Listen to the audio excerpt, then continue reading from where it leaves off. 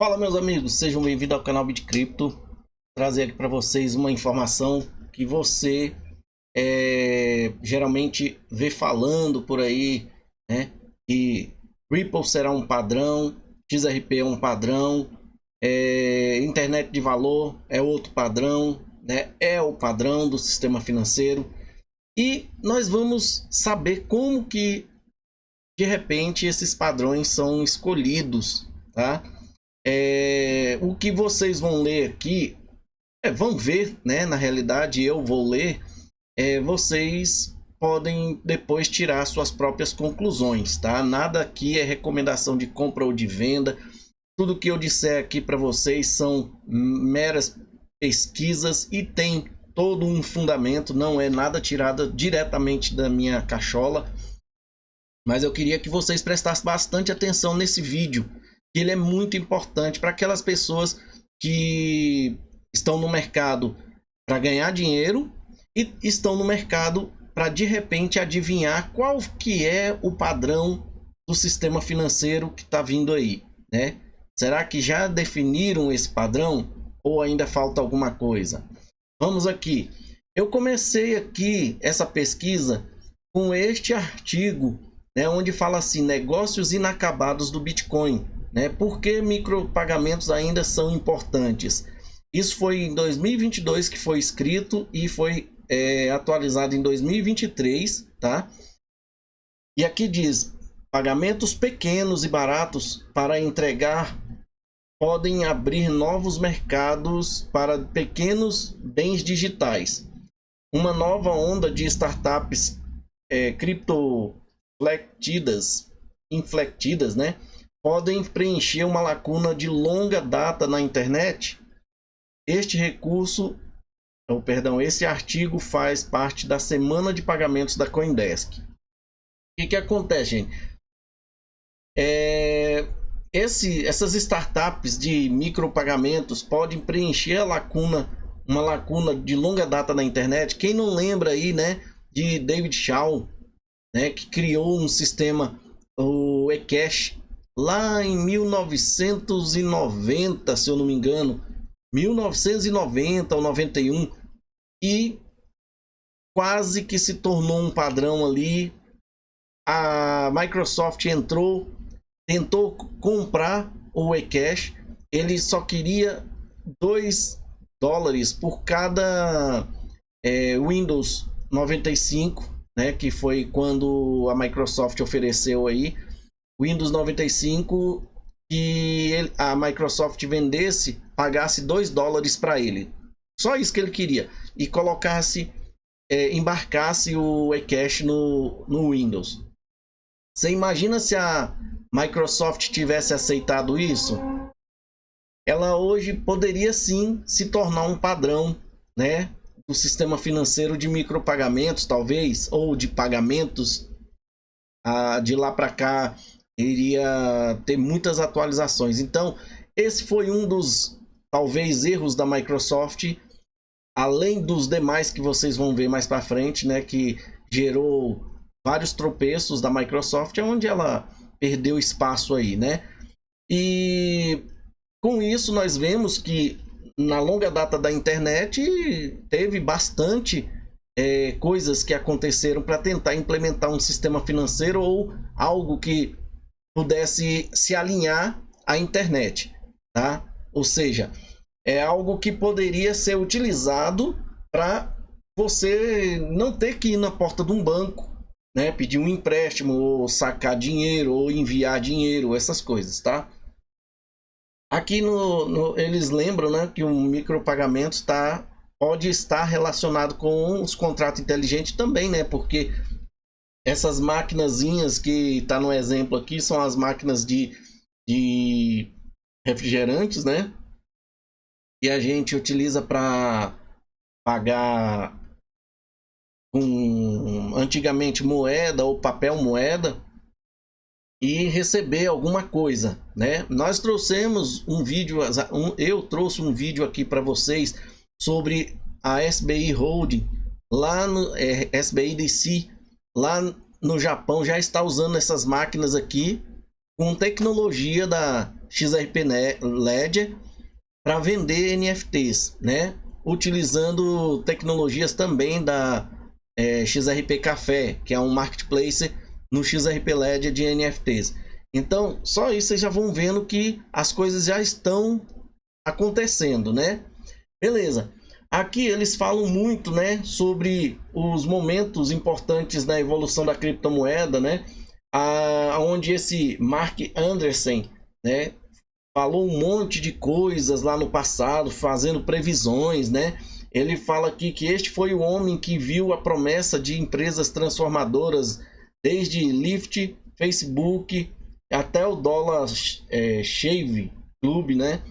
E Airbnb, e muitas outras desde então, argumentando nas páginas do New York Times que um dinheiro mágico da internet, tecnologicamente quase incompreensível, tinha o mesmo tipo de potencial, né? Aqui também ele fala que uma década depois, no artigo diz, né, que uma década depois, o fundo de capital de risco Andreessen Horowitz, né, que está na vanguarda do investimento em criptomoeda, mas olhando para trás naquele ensaio, é impressionante notar que um dos pilares da tese de Bitcoin de Andreessen Horowitz desmoronou definitivamente, né? Onde fala aqui que um terceiro caso de uso fascinante para o Bitcoin são os micropagamentos, né? Ou pagamentos ultra pequenos, escreveu Andreessen. Não é rentável, olha só o que ele falou, não é rentável executar pequenos pagamentos. Pense em $1 e menos, talvez, né? Até centavos ou frações de 1 centavo por meio de um sistema bancário e de crédito e débito, né, existente. A estrutura de taxas desse sistema torna isso inviável. De repente, com o Bitcoin, isso é trivialmente fácil. Ele disse que isso com o Bitcoin seria trivialmente fácil. E não foi, né? Porque o Bitcoin tem taxas altíssimas, né?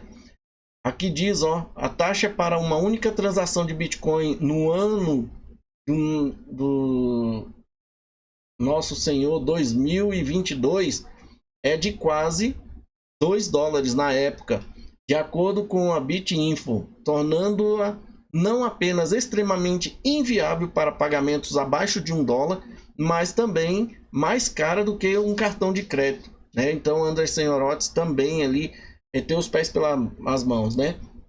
E aí a gente vê aqui que a Andreessen não foi o único touro cripto inicial que alardeou micropagamentos em Bitcoin, mas não viu o aumento da taxa chegando, né? Não foi só a Andreessen Horowitz que não viu as taxas de pagamentos aumentando lá no Bitcoin, né? Essa empresa aqui, a ChangeTip, né? Aqui diz que o aumento constante contribuiu para o declínio e o fechamento de alguns projetos iniciais de micropagamentos baseados em Bitcoin. No caso, ChangeTip, tá? Esse ChangeTip, gente, deixa eu ver se eu tenho alguma coisa sobre ele aqui. Aqui, ó. Deixa eu ver se é esse. Não. Onde foi, gente? Onde é que foi? Ah, tá aqui. O aplicativo de gorjeta de Bitcoin ChangeTip fecha suas portas, né? Aqui eles disseram que estavam fazendo negócio com a Airbnb, né? E aqui, ó. Em abril passado, os funcionários da ChangeTip foram adquiridos pelo Airbnb e a equipe original está atualmente empregada pela empresa. Não foi declarado oficialmente o que os funcionários fazem pelo Airbnb, mas o fundador da ChangeTip, Nick Sullivan, garantiu ao público que os dados dos usuários da ChangeTip não seriam vendidos. Ou seja, eles venderam ela para essa Airbnb, tá? A empresa criou uma primeira plataforma ChangeTip. Desde que o aplicativo começou, ele processou 350 mil dicas de Bitcoin pela web e teve cerca de 100 mil usuários cadastrados lá. As pessoas podiam dar dicas de Bitcoin por meio de muitas plataformas de mídia social, incluindo Reddit, Facebook, Twitter e muito mais. E essas pessoas recebiam para poder dar as dicas, né? Era aqui no Wayback Machine mostra, né, como que Aqui, ó. Essa aqui é uma outra empresa, é a ProTip, tá? Mas funcionava tipicamente parecido com a ChangeTip, tá? E aí eu vou mostrar aqui para vocês terem uma ideia. Ela também fechou, tá? Por conta dessa questão dos pagamentos, dos micropagamentos no Bitcoin que não era possível. E aí, mais ou menos funcionava dessa forma aqui, ó. Deixa eu abrir, mostrar aqui, ó. Aqui, por exemplo, aqui no SoundCloud, né? SoundCloud tem um íconezinho bem aqui no canto. Deixa eu ver se consigo abrir essa imagem maior. Aqui, ó. Bem aqui, ó, tem um íconezinho, né, verde, aonde você tem a sua carteira e quem está assistindo também participa. Tem essa carteira lá na ChangeTip ou nessa como é que é o nome aqui? ProTip, né? Então você simplesmente tá vendo o site, você vai lá e clica no coraçãozinho e automaticamente é debitado da sua carteira algumas frações de Satoshi ali, né? Só que na época Satoshi valia pouco e as taxas eram baixas porque tinha poucas demandas. E aí, quando as demandas aumentaram, as taxas aumentaram porque a segurança da rede era mais importante, né? E é isso que faz a segurança da rede, tá? Então, seguindo aqui, a gente vê que a Light Network está trazendo pagamentos de volta ao Bitcoin. Isso aqui em 2022, porque a ChangeTip saiu, aquela outra também saiu, né? A ProTip, né? Largou de trabalhar com Bitcoin para fazer micropagamento. Aí vem a Light Network, né? Onde a gente vê que a gente já conhece a história, né, da Light Network, como que funcionam os canais de pagamento deles, né? A Light Network ela só funciona com 2 pessoas ao mesmo tempo em um canal de pagamento, não aceita mais de que uma. E foi qual o projeto, gente? Eu acho que foi Cardano que promete. Foi Cardano que promete mais de um usuário num canal de pagamento, né? Que tá vindo aí, é isso mesmo, é na Cardano, lá na Hydra, né? E tá mudando, as coisas estão evoluindo. Então a gente já viu que nem os canais de pagamentos da Light Network são interessantes, porque você, além de ter que financiar uma carteira coletiva, né, você deposita aliás, coletivo não, mas pelo menos você deposita em uma carteira, por exemplo, um Bitcoin, com o preço que ele está, né, $60 mil ali. E aí você, por exemplo, você pode pôr satoshis lá. E aí você se conecta a um canal de pagamento e fica esperando que alguém também se conecte, porque essa conexão para micropagamento só pode ocorrer entre 2 pessoas. Aí, essa pessoa que deveria se conectar depois de você seria, por exemplo, uma empresa que você quer fazer pagamentos de um pãozinho, de um cafezinho. Quando você se conecta a ele, aí você formou um canal de pagamento. Você vai lá, paga, aquele canal de pagamento fica ativo até que um dos dois renuncie àquele canal de pagamento, tá? Todos os pagamentos são acumulados ali até um determinado tempo e, por exemplo, o dono dos recebimentos do Bitcoin ali, das frações, né, do micropagamento pela Light Network, ele decide se no final do dia ou naquele momento ele já fecha o canal de pagamento e saca o dinheiro dele, mas geralmente eles deixam acumular para chegar no final do dia eles fazerem o saque, né, a transferência do dinheiro daquele canal de pagamento. Quando ele faz isso, o canal se fecha, acabou. Aí você tem que abrir novamente esse canal de pagamento com esse cara, com essa empresa, se você quer continuar comprando lá dele. É até interessante porque deixa o canal de pagamento livre para outros se conectarem. Mas quando aquela empresa está conectada com você, o canal de pagamento já está ativo, qualquer pessoa pode se conectar a ele, entendeu? Até que ele desfaça aquele canal de pagamento para poder receber. Aí alguém tem que ir lá e fechar o canal de pagamento com ele de novo para começar outras pessoas se conectar também com ele, tá?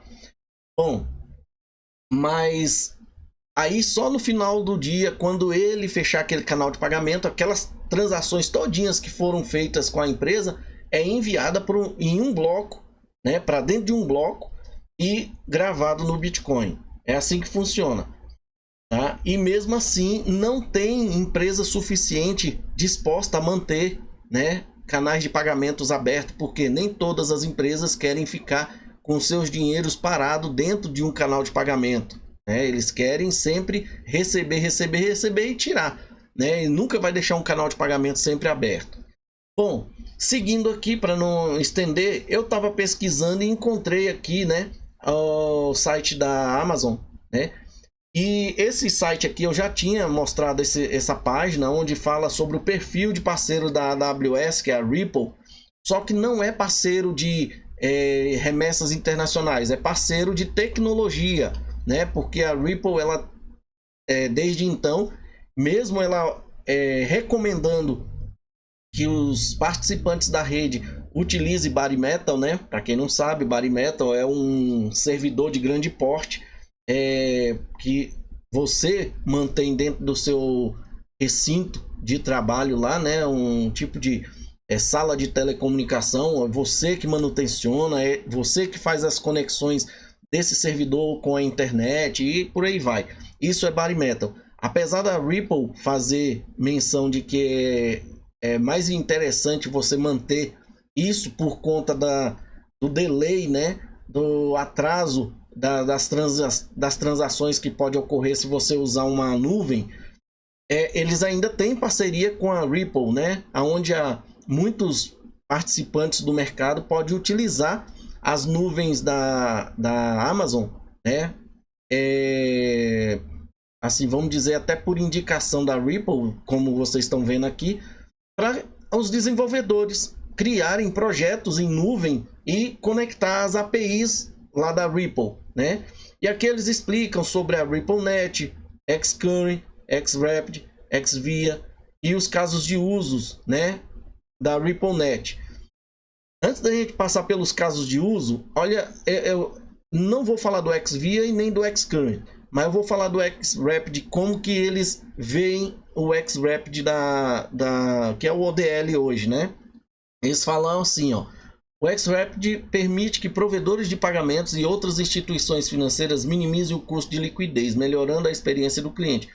Como os pagamentos nos mercados emergentes geralmente exigem conta pré-financiada em moeda local em todo o mundo, os custos de liquidez são altos, né? O custo de liquidez é você manter essas contas em outros bancos recheadas de dinheiro e os bancos lá ganhando dinheiro com o seu dinheiro e você tendo que ficar pagando cestas, né? Taxa de cestas de conta bancária, né? Que é aquela conta que tem que ficar aberta lá.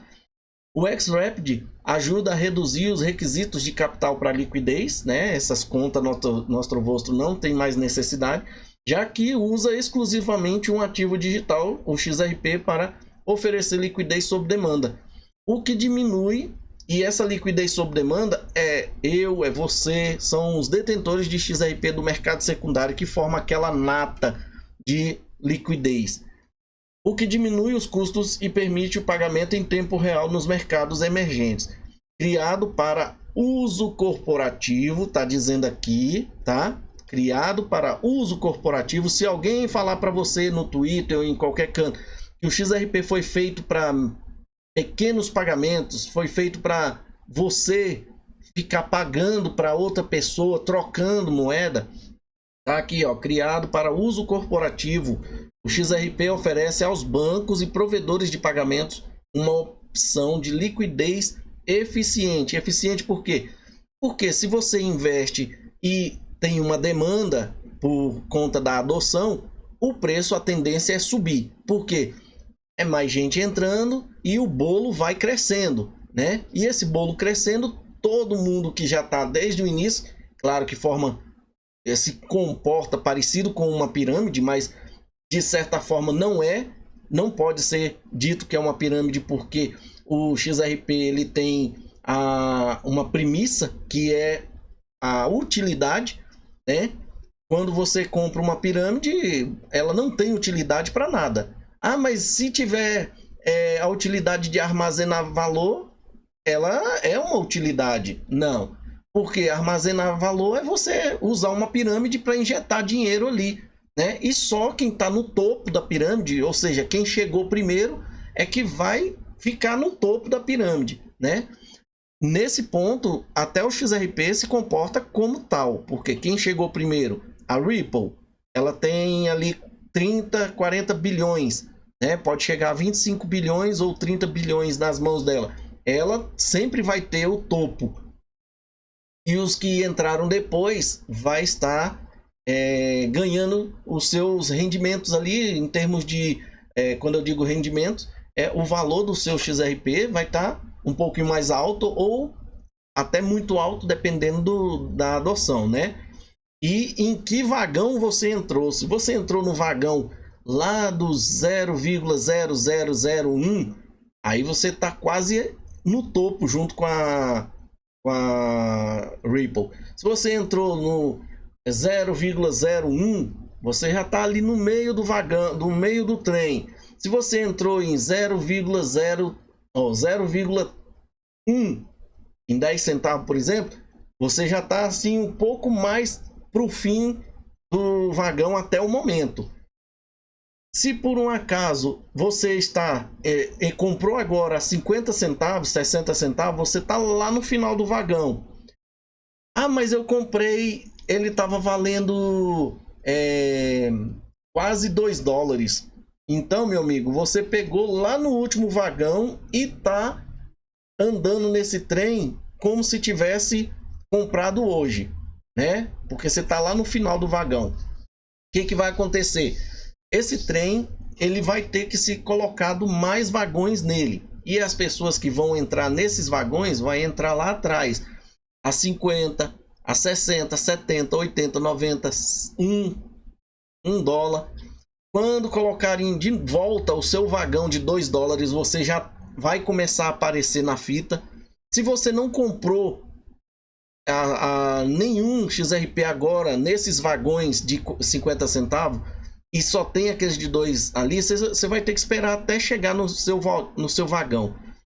Mas se você comprou agora, com certeza você já vai estar sentindo o ar fresco batendo na cara. Do mesmo jeito quando chegar nos 2 dólares, porque aqueles 50 centavos que você pagou agora já vai estar valendo muito mais do que o que você esperava. Ou seja, o prejuízo que você teve de ficar segurando aquele último vagão que já tinha até sumido das vistas sua, os 50 centavos de hoje vai suprir aquele prejuízo, tá? Então, mas tá aqui, ó, criado para uso corporativo. Então não tem por que dizer que se comporta como uma pirâmide, porque ela não foi feita para você ficar utilizando, para você fazer as remessas. São bancos e provedores de pagamento, tá? Que também com uma opção de liquidez eficiente, escalável e confiável para oferecer pagamentos internacionais. Isso é muito interessante aqui da gente trazer para vocês. Aí tem os casos de uso, que é faturamento eletrônico, pagamento de cadeia de suprimento internacional, contas de moeda global, em moeda global, centralização de dinheiro em tempo real, pagamentos internacionais de contas, remessas em tempo real e pagamentos peer-to-peer internacional. Você liquida uma conta nos Estados Unidos para o Japão em tempo real. Ou seja, você está mandando dinheiro americano para o Japão no formato de XRP. E lá ele pode trocar por que ele quiser, até por uma caixa de caneta. Aqui os membros do projeto aqui, né, que estão adotando, e isso aqui foi na época que eles postaram esse artigo, eles citavam alguns dos maiores bancos, né, que já existe aqui, né, e a gente vê aqui a SBI, Remit, né, a Lianlian da China, que eu acho que mudou de nome também, e mesmo assim ela não está mais com a Ripple, o Itaú, né, Santander, E muitos outros aí, sem falar os que já vieram. Aqui eles fazem algumas recomendações e é daqui para frente que você precisa prestar mais atenção ainda. Nessas indicações tem 3 vídeos, tem esse e esse que nós vamos assistir agora. São a primeira, segunda e a terceira, o terceiro vídeo sobre o XRP. Vamos assistir juntos? Vamos lá, deixa eu pôr aqui um fone de ouvido para não atrapalhar o áudio de vocês aí. Vamos lá.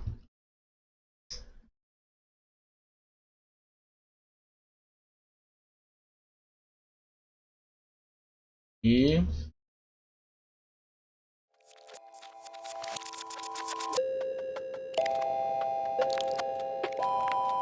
são vídeos pequenos, tá?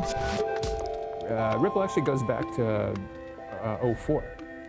So the kind of seed of it was a project called the Ripple Project, which was created by this really smart engineer up in Canada, Ryan Fugger, who had this idea of creating a person-to-person exchange of kind of credits, personal credits or IOUs, which effectively you could always argue credit and currencies, you can almost argue everybody has their own currency and their credit.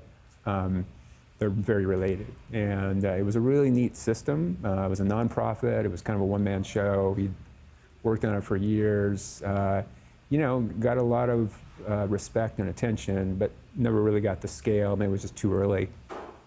And then fast forward to 2011, which was when these 3 geniuses, one of them sitting right here, got together and knew about Bitcoin, obviously. Bitcoin had been earlier, but had decided that Bitcoin was, brilliant, but very wasteful. So the idea was to build both a more efficient,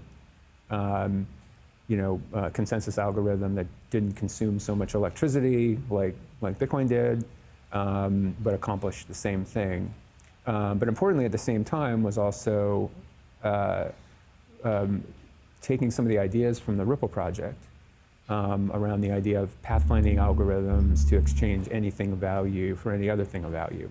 And that combination was kind of a magic combination. So you had kind of the ability to exchange anything of value in a very efficient way through this ingenious pathfinding algorithm, coupled with a digital asset that had no counterparty or gateway counterparty. That's a neat combination. In fact, that is kind of the germ of what I think we now view as a much broader Internet of Value. That concept has kind of held. So I got involved with the 3 geniuses working on this stuff. Soon thereafter, the technology sort of became stable enough to declare it, something's going to happen. That's sort of effectively the birth of XRP. We then created a company that was going to advocate for that ecosystem and focus on the ecosystem. Vocês viram que ele fala que a Ripple foi criada para defender esse ecossistema? Esse é o maior fundamento da Ripple, tá? Which was then gifted a large percent of the XRP.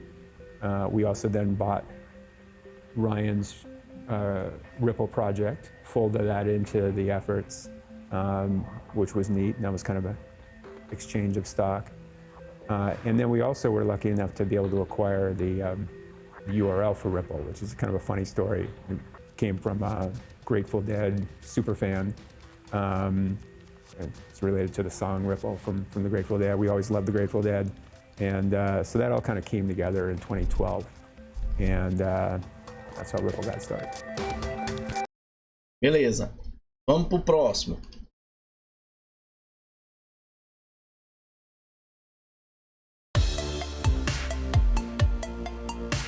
Chris, how would you describe what the Internet of Value is and what the sort of insight is to get us there? Yeah, so a lot of it came from kind of the early work you guys did with pathfinding, and again, having this, anything of value can be traded. That kind of was the germ of it.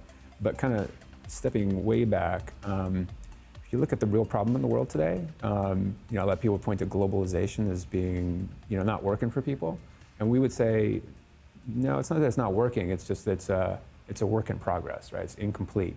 So we could have a real globalization needs interoperability in 3 core things, right? Data, goods, shipping, and money. And the problem is it only has interoperability in data, obviously the internet, and shipping since the 50s with the shipping container, which creates interoperability between port to other port, ship to train to truck. But you don't have that with money. Money networks don't interoperate. And if you have that, now billions of people are onboarded into a real working, kind of system of globalization. And that's upon us. I think that's really what we're trying to build here.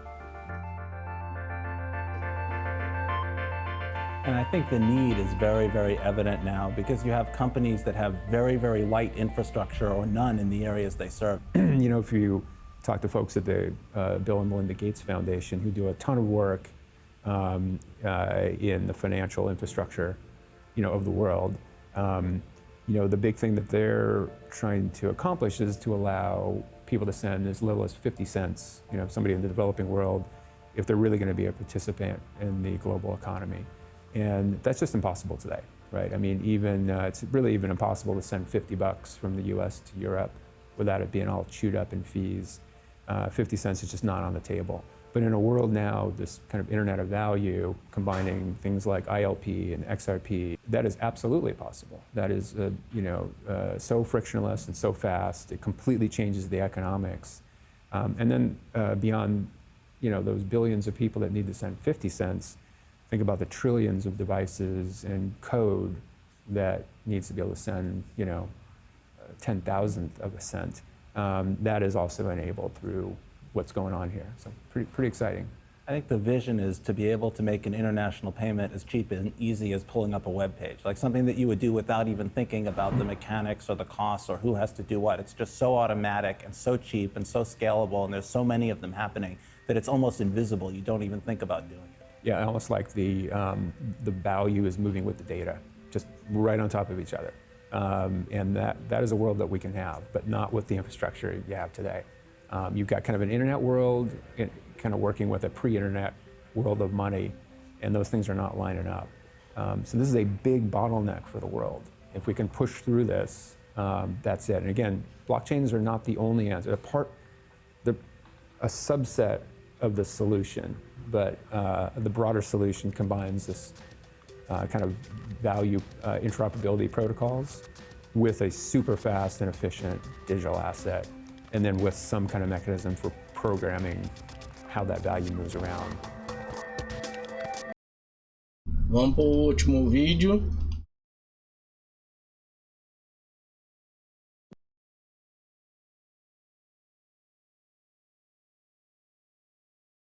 The Internet of Value is about rewiring the global financial infrastructure to dramatically improve the cost, speed, and certainty of how transactions flow. It's amazing to me how many people don't realize how much friction there is in payments. We've become habituated to just expecting this is how it works.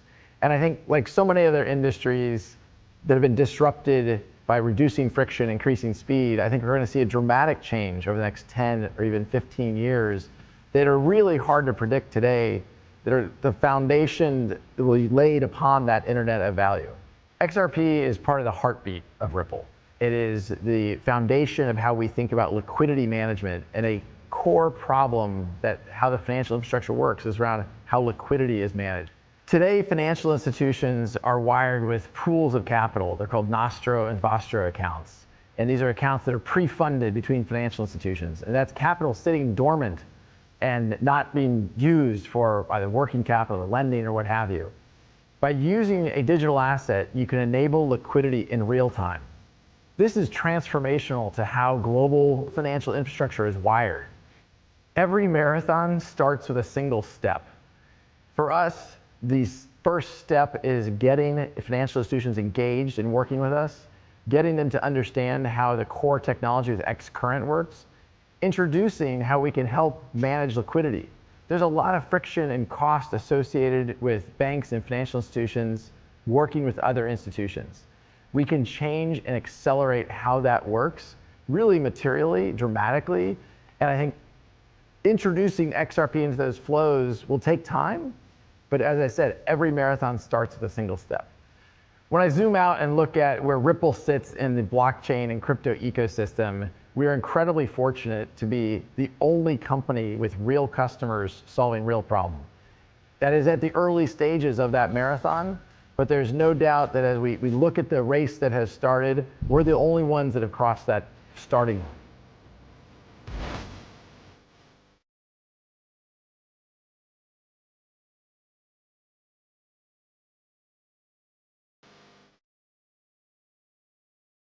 Bom, então você viu aí que nós estamos um pouco focado aí na questão dos micropagamentos, né?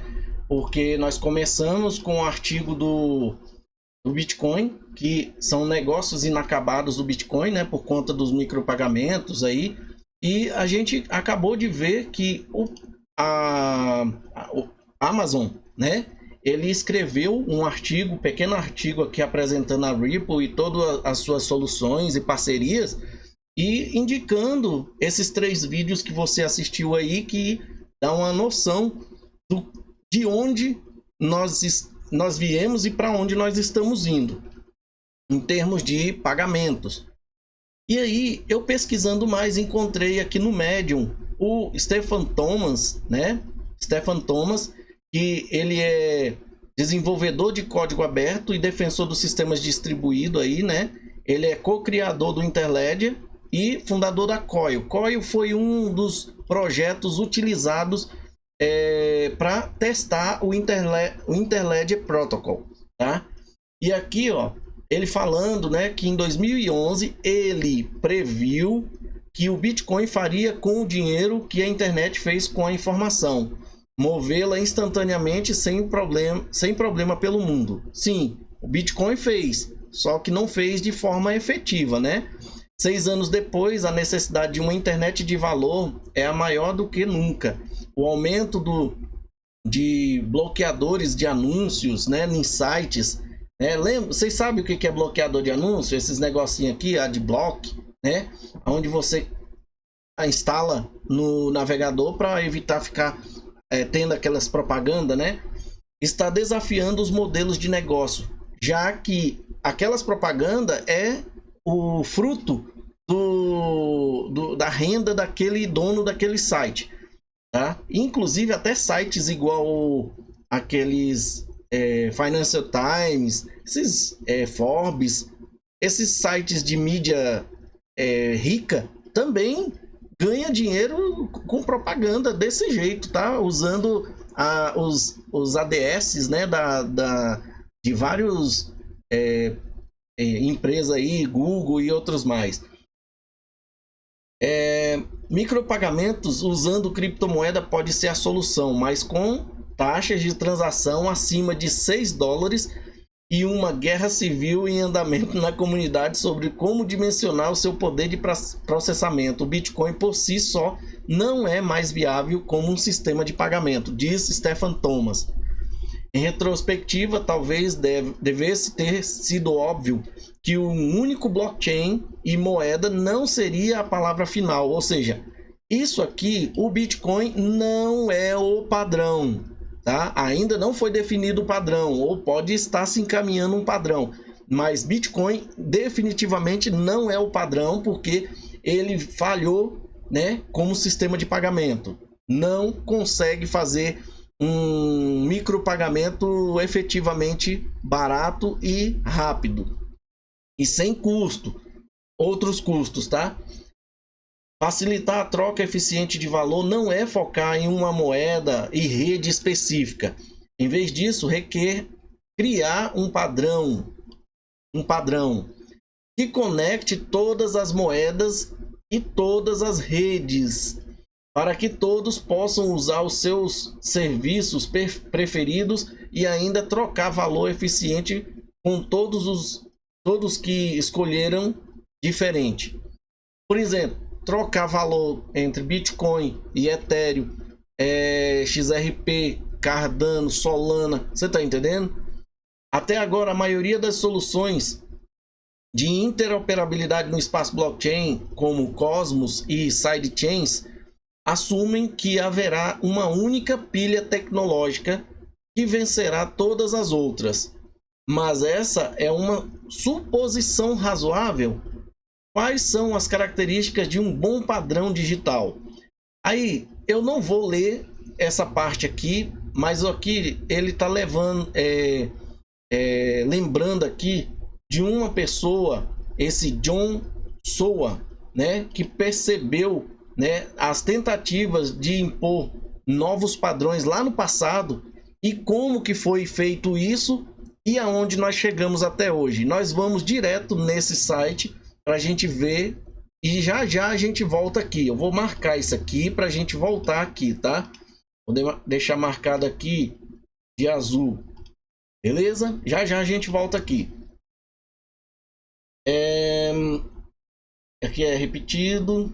Vamos aqui. É aqui que a gente precisa. Eu vou fechar esse aqui que está repetido. Ele está dizendo aqui, ó. Quando ele diz aqui que em 1991, esse aqui é Stephen Thomas falando, o cientista da computação John Soa percebeu que as tentativas de impor, você virar e falar assim, é esse aqui o padrão. O padrão vai ser o Bitcoin. O padrão vai ser Ethereum.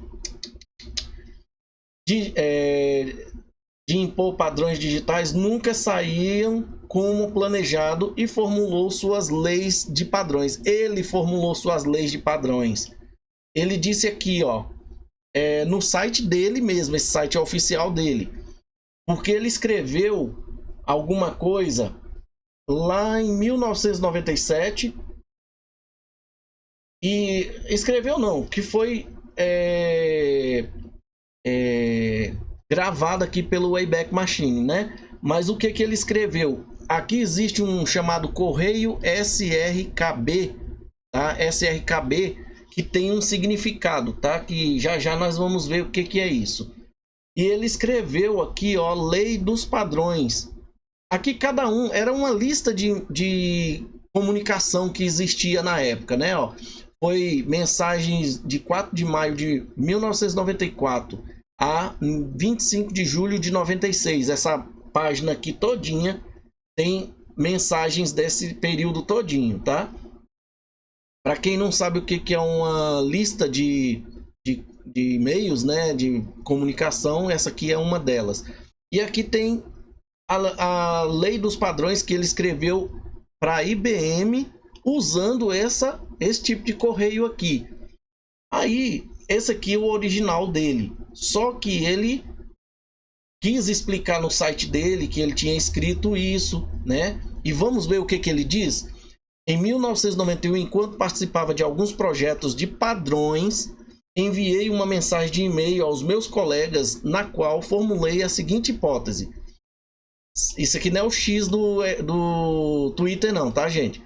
Sempre que uma grande organização desenvolve um novo sistema como um padrão oficial para X utilidade, o resultado principal é a adoção generalizada de alguns sistemas mais simples como um padrão de fato para aquele problema.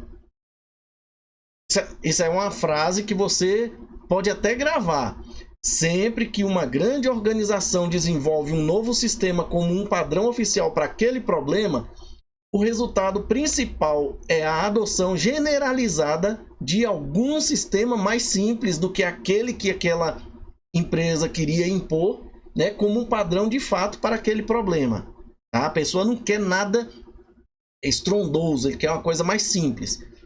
Na declaração original, que é reproduzida abaixo, né, que está bem aqui, ó, essa aqui, que é uma cópia daquela mensagem que eu mostrei aqui para vocês, tá? Que eu estou indo na fonte aqui para vocês no Wayback Machine, porque não tem mais isso aqui no oficial.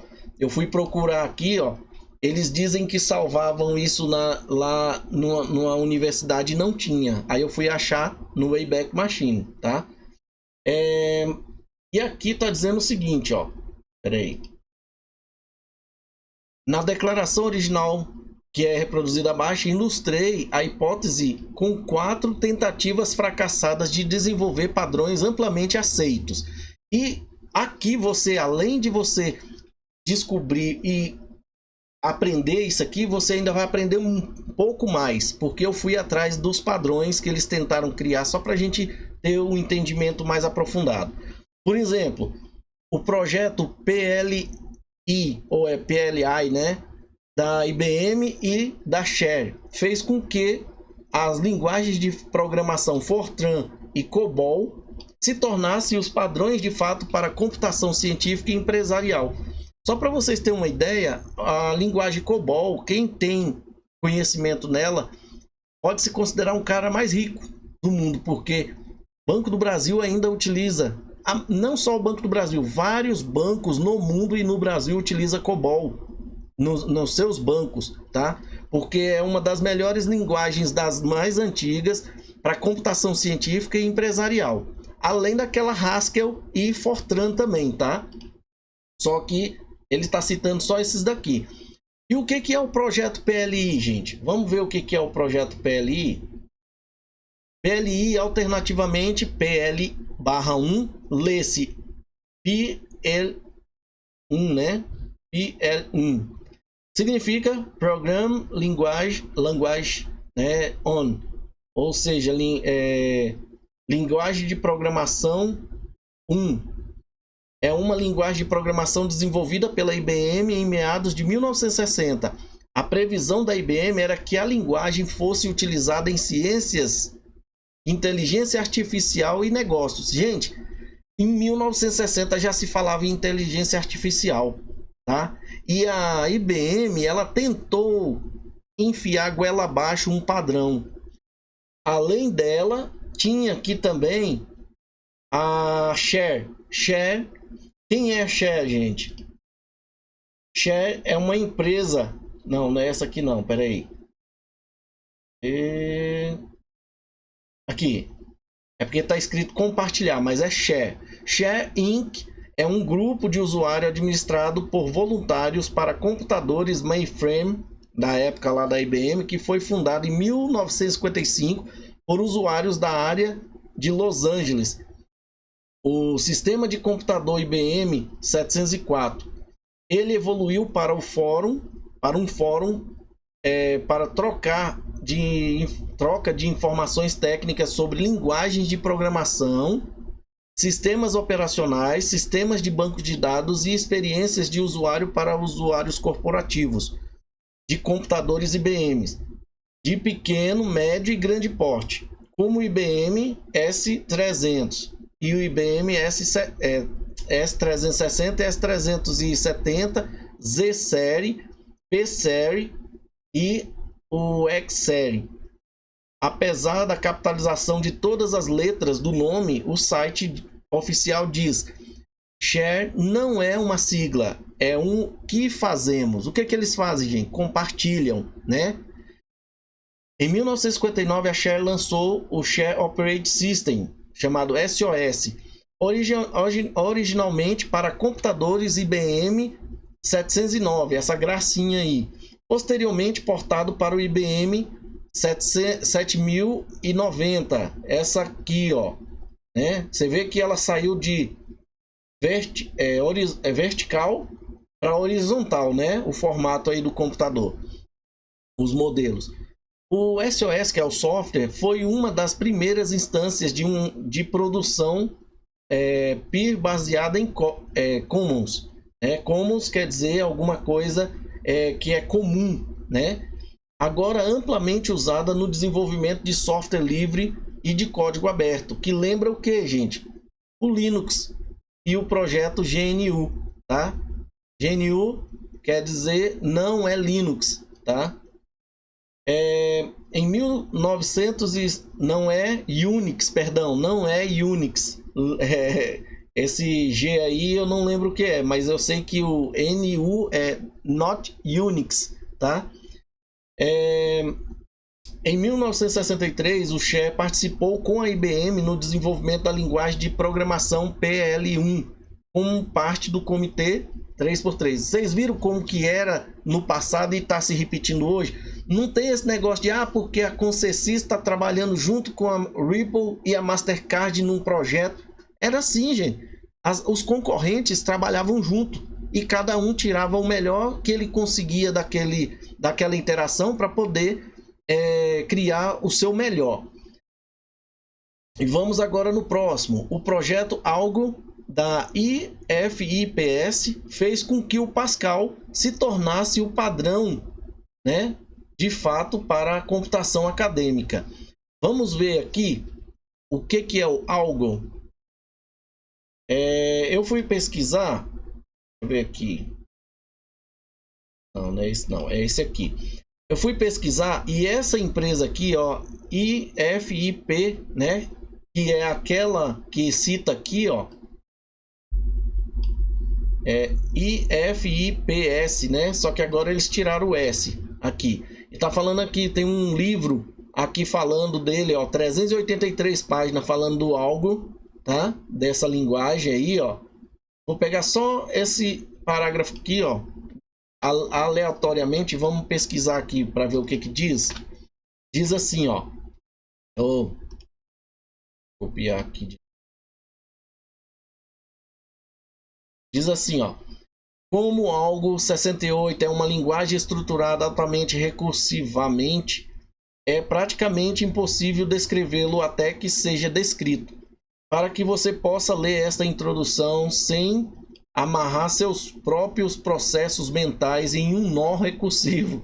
Ela foi estruturada de acordo com um determinado padrão, tá? E pedimos que você siga. Você tá vendo isso? Eu peguei aleatoriamente aqui, fui descer na página e peguei aleatoriamente. Eles estão impondo mais um padrão que você siga, né? Cadê? Por favor, portanto, comece lendo uma ou duas vezes a introdução muito informal, no qual tentamos dar uma visão ampla do que está na linguagem, principalmente através de pequenos exemplos e explicações simples. Depois disso, diremos a você o que fazer a seguir. É claramente no livro falando para as pessoas seguir esse padrão, né? Vamos aqui. O que é o Algo? Algo, sigla de algo, de algoritmo, language, ou linguagem, né? O L aqui. 68 por conta de 1968. É uma das linguagens de programação da família de Algo, sendo uma estruturada e imperativa que foi concebida como sucessora do Algo 60, sendo projetada com o objetivo de atender um escopo muito maior de aplicações e possuir uma sintática e semântica mais rigorosa. Por isso que ele tem aquela ênfase, aquela pegada ali, né? Algo é uma linguagem de programação de alto nível. Seu nome provém da palavra algoritmo linguagem 68. A linguagem Algo começou a ser formulada em 1957 na Europa por um grupo internacional de cientistas da computação que finalmente em 1960 definiram o Algo 60 através de um documento curto, conciso e preciso.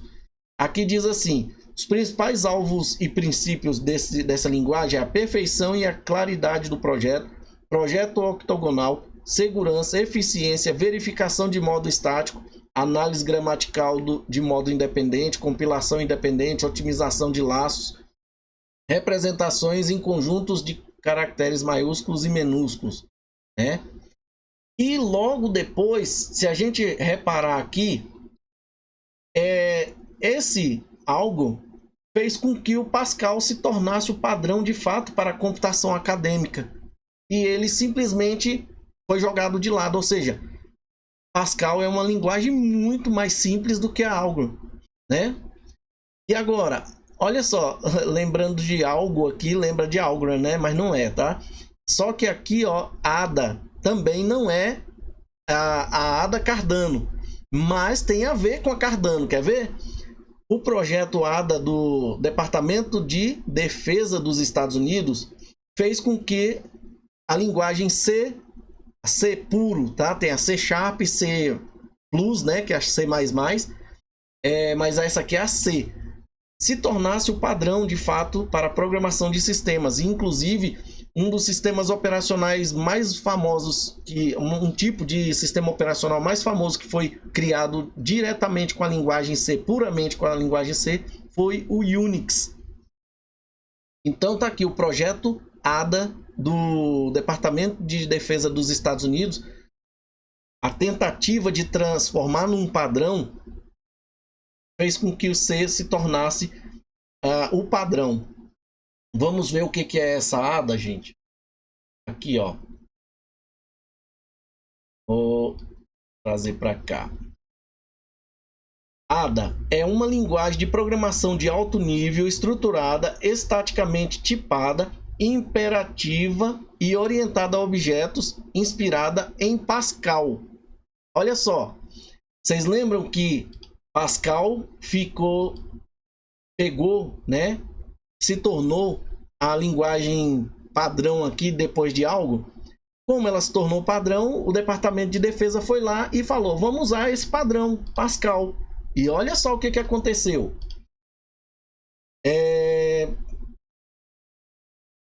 Inspirada em Pascal, né? A ADA e outras linguagens. Então, eles estavam criando uma linguagem eles tinham uma linguagem já praticamente pronta, baseada e inspirada em Pascal, que é chamada ADA. E aqui diz: ADA foi originalmente projetada por uma equipe liderada pelo cientista da computação francês Jean Inchibia de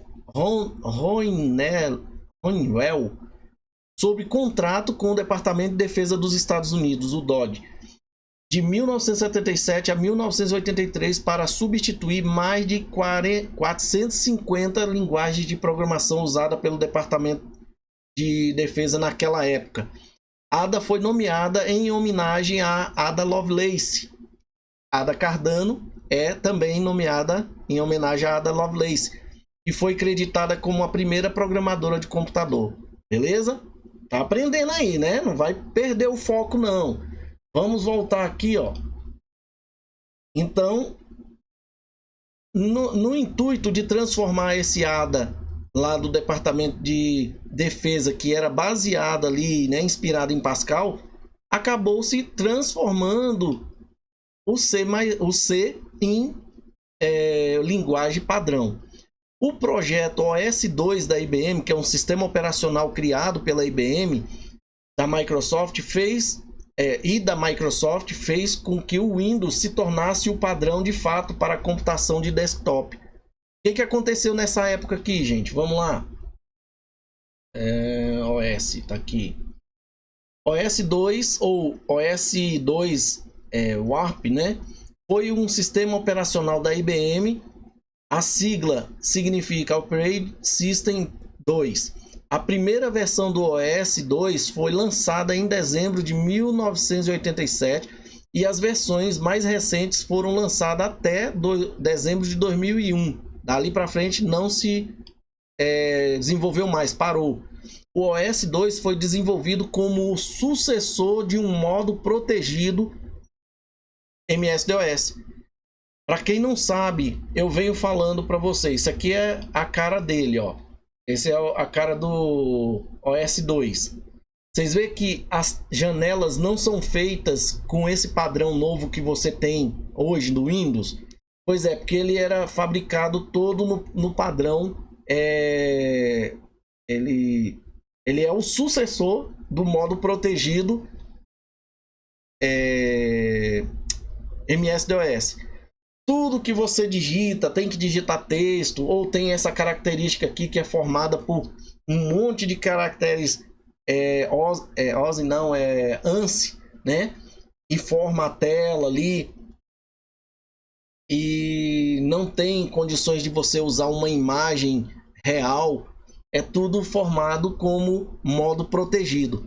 Agora, as telas do Windows, deixa eu ver aqui.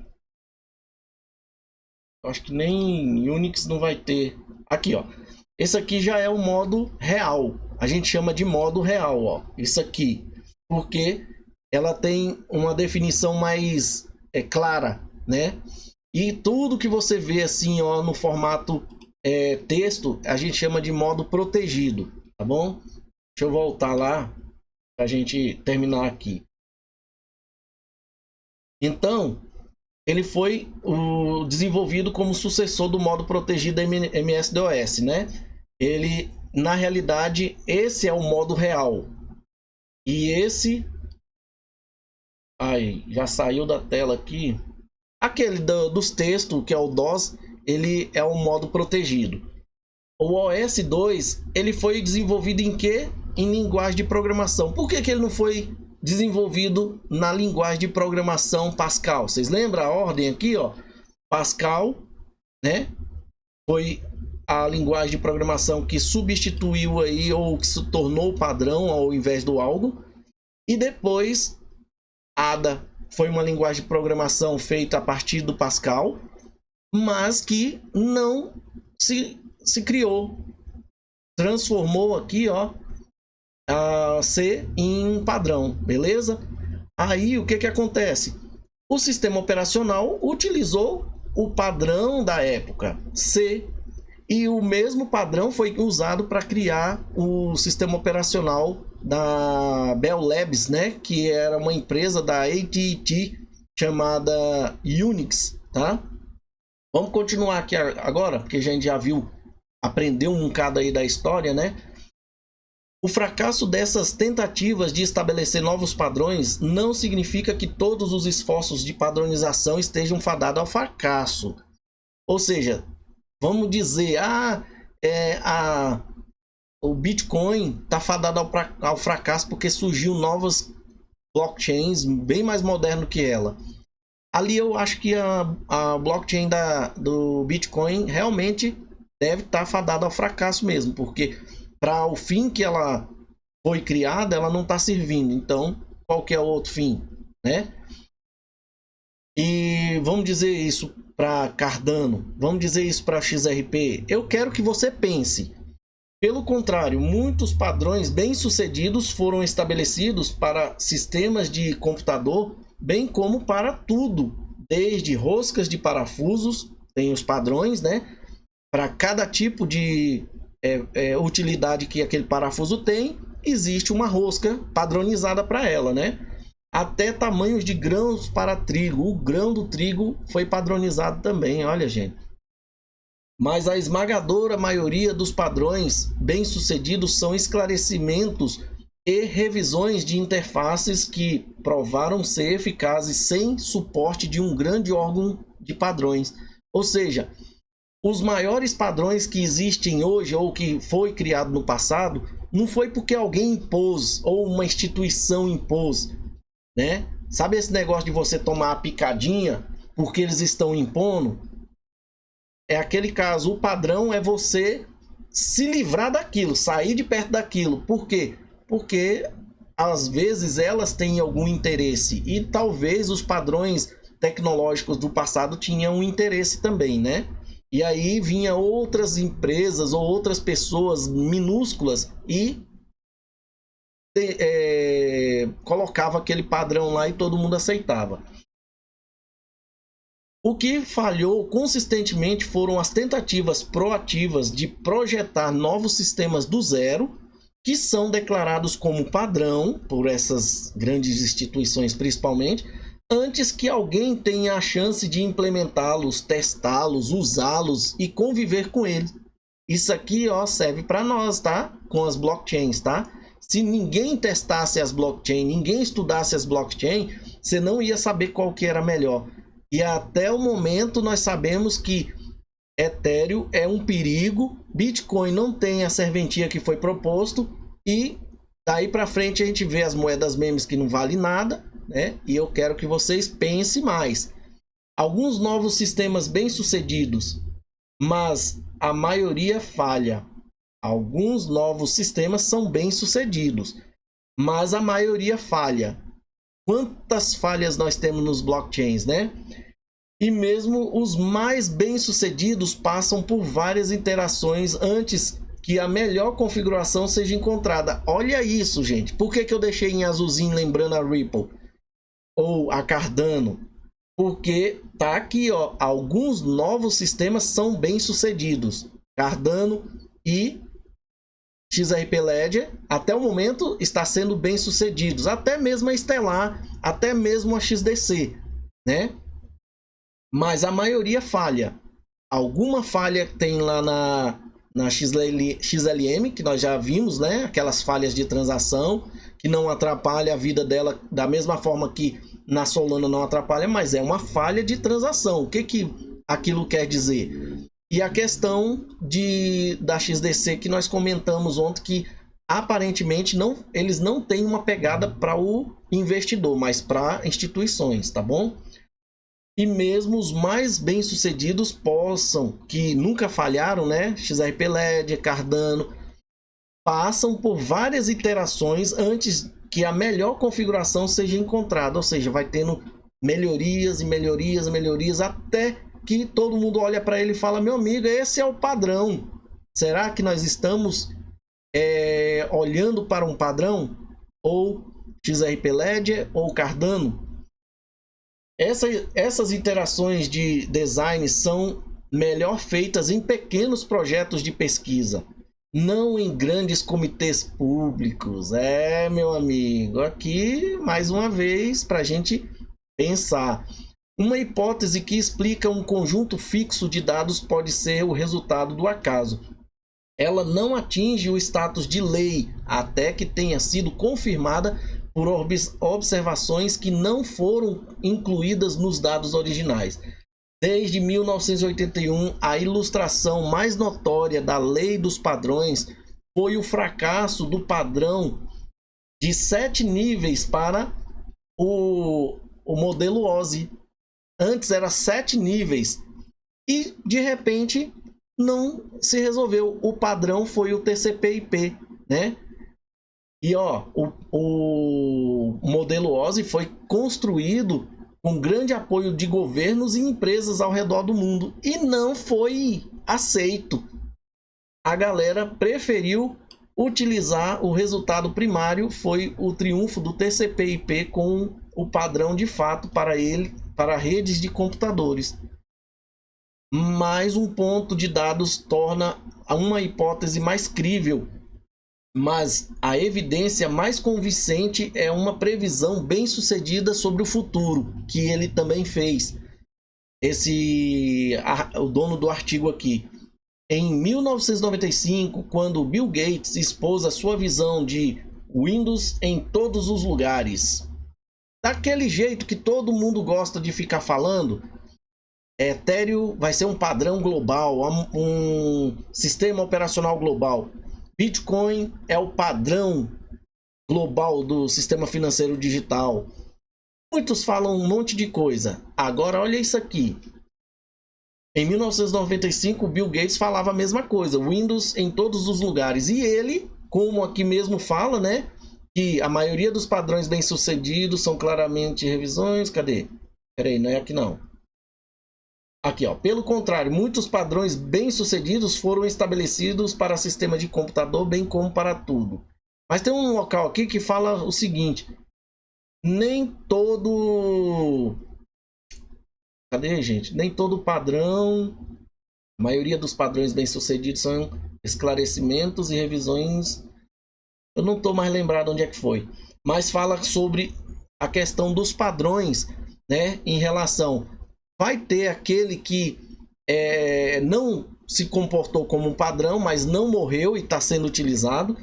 E tem aqueles que é um padrão e acaba sendo substituído. Tá aqui, ó. A lei dos padrões me convenceu, dizendo o autor, de que o Linux substituiria o Windows como padrão de fato para os sistemas operacionais. E a seguir estão algumas evidências a seu favor. Olha só. O que leva à evidência de que o Linux realmente já substituiu o Windows, mesmo você usando o Windows aí em sua casa? O kernel do Linux é uma única base de código que roda em tudo, tá? Desde sistemas embarcados, que é celular, GPS, câmeras, DVR de câmera, tudo usa Linux, que é o kernel. Computadores portáteis e computadores vestíveis, até alguns dos maiores supercomputadores usam o kernel do Linux. Em vez de se espalhar para todos os ambientes, a base de código do Windows se fragmentou em vários sistemas incompatíveis, rotulados como Windows 95, 98, ME, NT, CE, Windows 2000, XP. A Microsoft está deixando de oferecer suporte para as versões mais antigas, mas planeja produzir uma nova versão naquela época com o codinome de Longhorn, que ameaça tornar todas as versões atuais obsoletas. O que foi a versão Longhorn, gente? Eles nem lançaram a Longhorn, lançaram o Windows Vista, que foi o maior fracasso do mundo. E eles tiveram que correr e lançar o Windows 7. Depois tentaram lançar o Windows 8, foi outro fracasso maior do mundo. Aí lançaram o 8.1 para tentar melhorar, foi piorar a situação, lançaram o Windows 10 correndo. E você sabe que o Windows 7 e o Windows 10 e daí para frente todos têm códigos do Linux? Pois é. O Windows Longhorn, que é o Windows Vista, eles tentaram criar um Windows do zero. E o Windows 10, o Windows 8 também do zero, e não conseguiram. E aí passaram a utilizar códigos do XP e do Linux junto e criaram o Windows 7. E agora nós temos o Windows 10 que tem, eu diria, no meu entendimento, 40% de códigos Linux lá dentro. E o Windows 11 eu diria que uns 80%. E diz que o 12 é praticamente um Linux. Vamos continuar aqui. A maioria dos aplicativos gráficos está sendo escrita para navegadores e linguagens independentes de plataforma, como a Java e C#, que rodam em Linux, Windows e na maioria das versões Unix.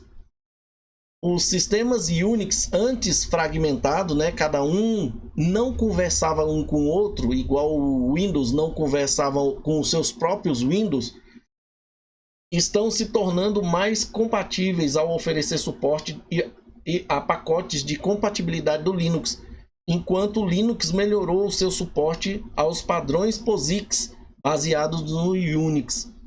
Grandes empresas de TI que vinham promovendo seus próprios sistemas operacionais proprietários mudaram sua fidelidade para o Linux. O principal exemplo foi a IBM, que adotou o Linux como seu sistema operacional estratégico para todos os hardwares da marca. Outras empresas como a Oracle, que é aquela maior desenvolvedora de banco de dados, desenvolvem todo o seu software no Linux e portam os resultados para outras plataformas logo após, né? Como o Windows e o Unix. E lembrando, a Oracle foi ela que comprou uma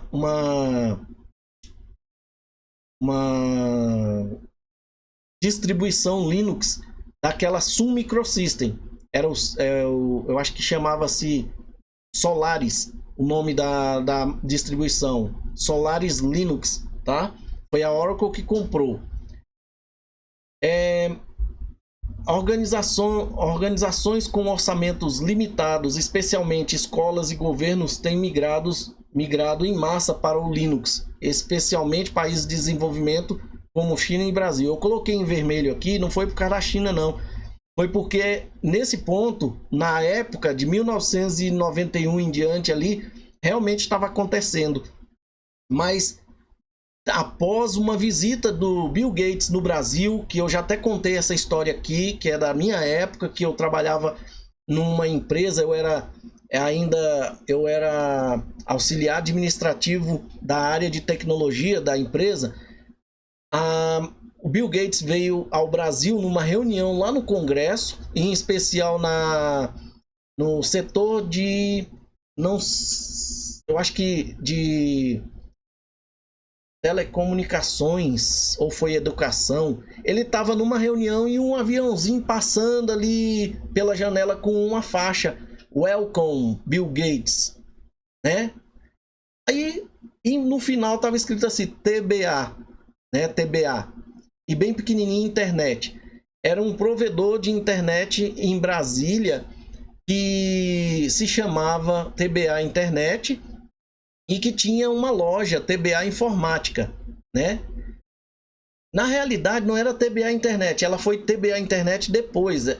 Não, tá certo, é TBA Informática mesmo, mas estava escrito TBA Internet. Eu falo porque a empresa que eu trabalhava, ela tinha uma linha, uma conta de internet dessa TBA lá, e era com ela que eu usava para navegar.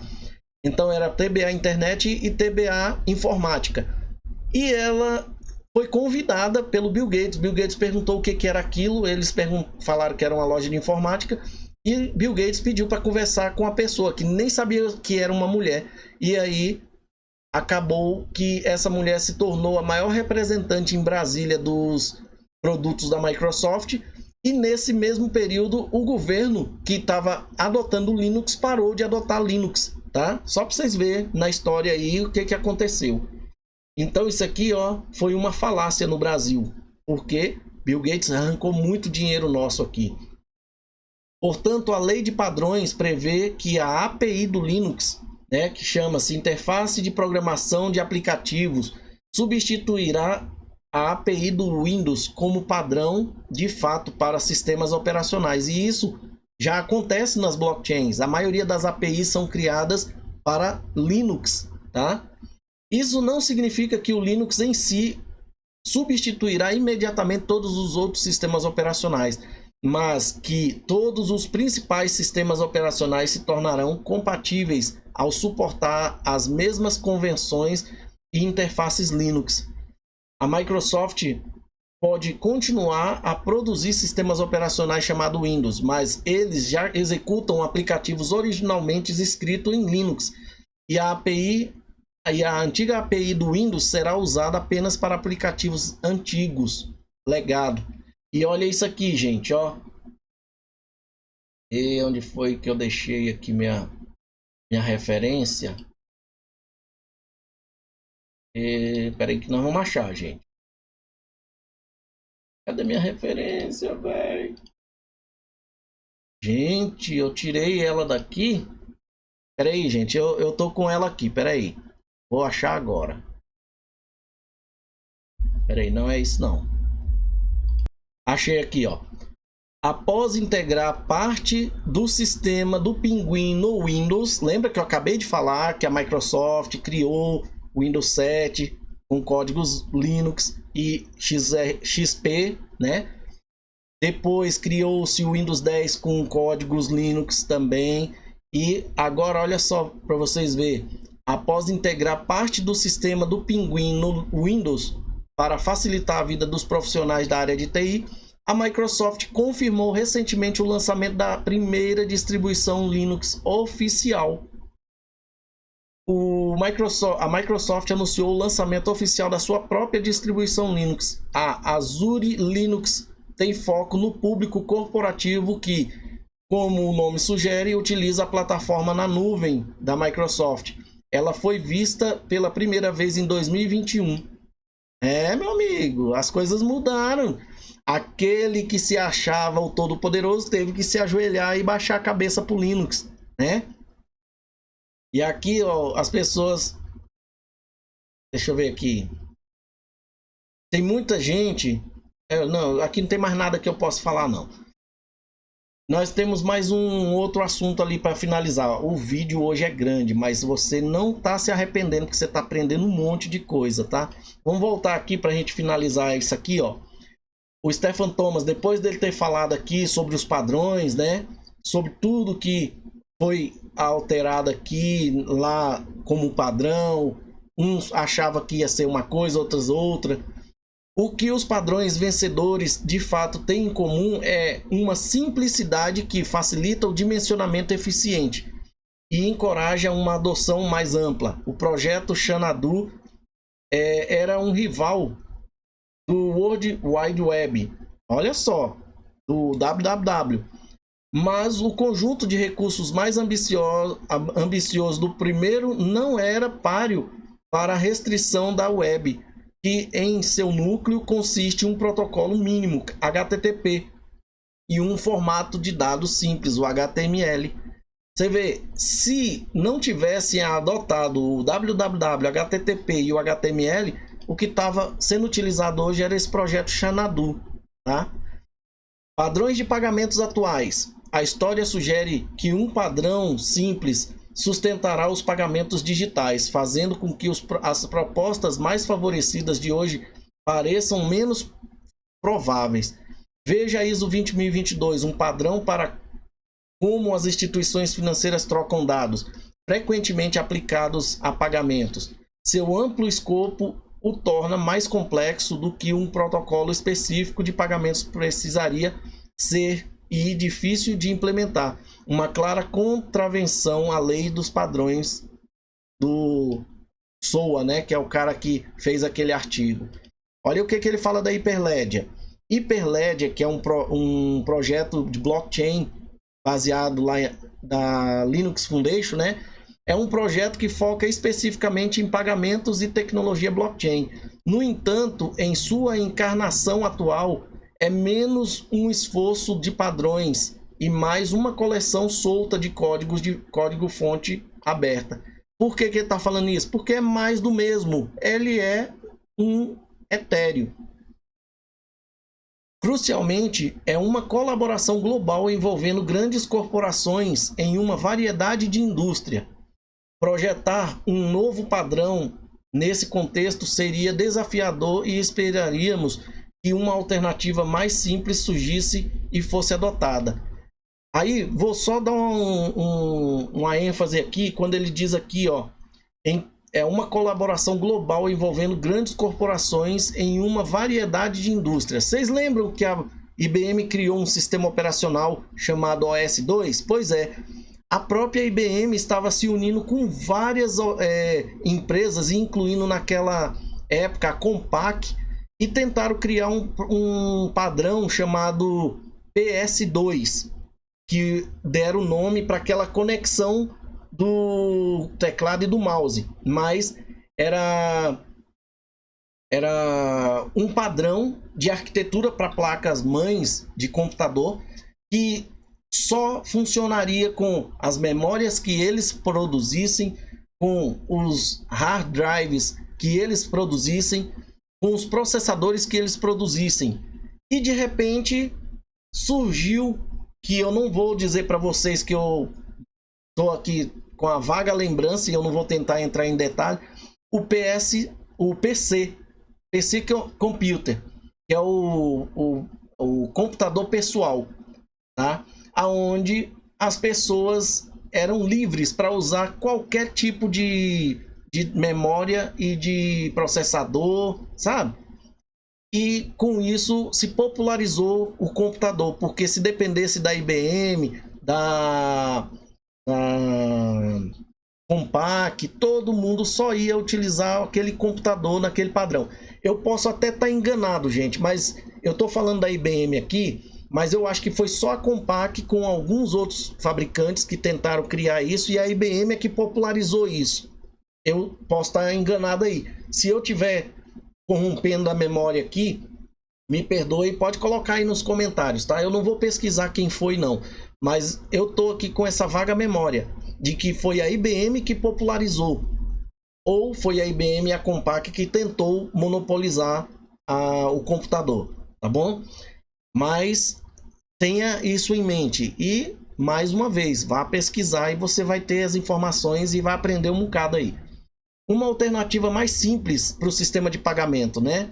Reconhecendo a necessidade de um protocolo de pagamento simples e leve, Evan Schwartz e eu, que é o Stefan Thomas, criaram o Hyperledger Protocol, ILP, um padrão para transferência de valor que fornece uma maneira fácil para diferentes livros-razões, blockchains ou não, até banco de dados. E olha, gente, é um protocolo que aceita qualquer coisa, blockchain, ledger ou um banco de dados, que possam se conectar ali, né, e interagir entre eles. As principais especificações do ILP já estão bem polidas e estamos começando a ver algumas experimentações reais legais, como este aplicativo do Shopify, o Hyperledger Shopify. O Hyperledger aceitou recentemente o Hyperledger Qt, um novo projeto para usar o ILP para interoperabilidade de blockchain. E a Fundação Bill e Melinda Gates o usa para o seu projeto Munjaloop, para tornar os serviços financeiros digitais mais acessíveis aos pobres. E ó, qualquer blockchain pode implementar, tá? As especificações do ILP para se tornar uma blockchain que conversa um com o outro. A Hyperledger Qt pode já conversar com o XRP-Ledger, porque, ao que eu sei, o XRP-Ledger já é preparado para o Hyperledger, para o ILP, né? Que é o Interledger Protocol.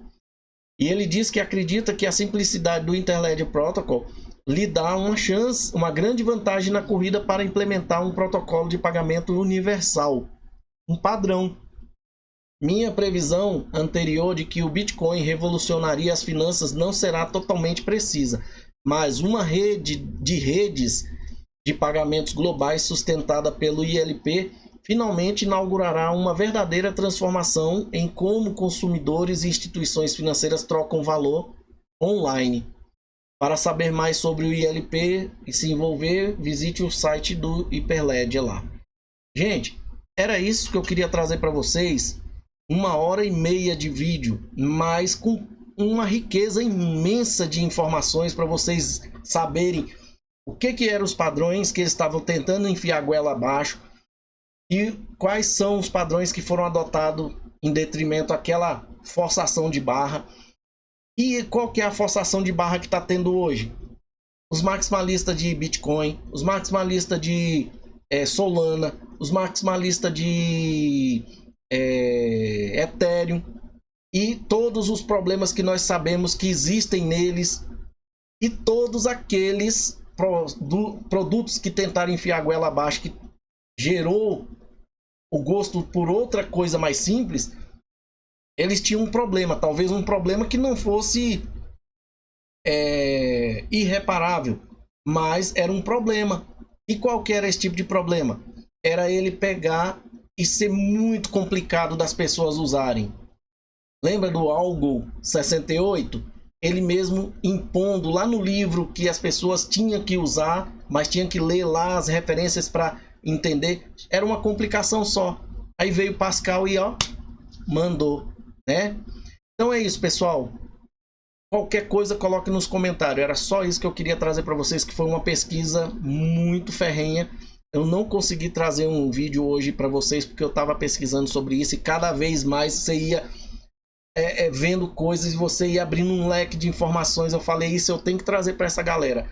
Nós estamos vivendo um momento histórico na adoção de padrões na nossa vida e na vida dos nossos futuros filhos e netos aí. Bom, muito obrigado, fique com Deus e até a próxima. Chegamos ao final de mais um vídeo. Agora, se você quer se sentir parte dessa família chamada BitCrypto e gostou do vídeo, considere deixar um like. Deixe também o seu comentário aqui no vídeo para a gente saber o que você achou da informação e deixe também alguma informação que você queira aí. Participe, você faz parte do canal. Compartilhe o vídeo para que outras pessoas também tenham essa informação. Não guarde a informação só para você. Se você ainda não é inscrito no canal, considere fazer parte da família BitCrypto, se inscrevendo e aproveite e ative o sininho para você receber notificações dos próximos vídeos. Muito obrigado e até a próxima.